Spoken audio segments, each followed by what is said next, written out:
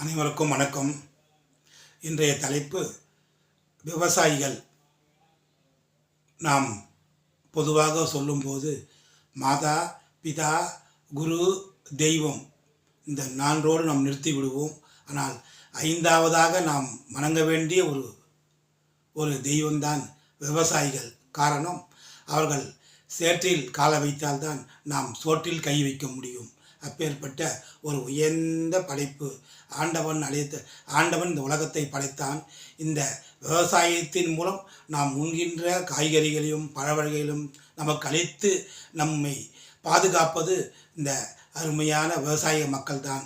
ஆகவே விவசாயிகளை எப்போதுமே போற்றுவோம், வணங்குவோம். அப்பேற்பட்ட விவசாயம் தற்போது குறைந்து வருவது என்பது வேதனைக்குரிய விஷயம்.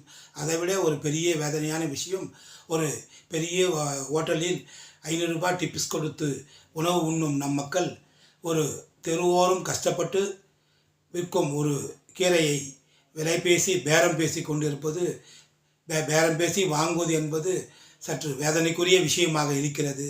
ஆகவே நாம் விவசாயம் செய்ய விட்டாலும் பரவாயில்லை, அந்த விவசாயத்தை செய்து கடுமையாக பாடுபட்டு அதை பொது சந்தையில் விற்கும் அந்த விவசாயிகளை கவலைப்பட செய்யாதீர்கள், அவர்களை கஷ்டப்படுத்தாதீர்கள்.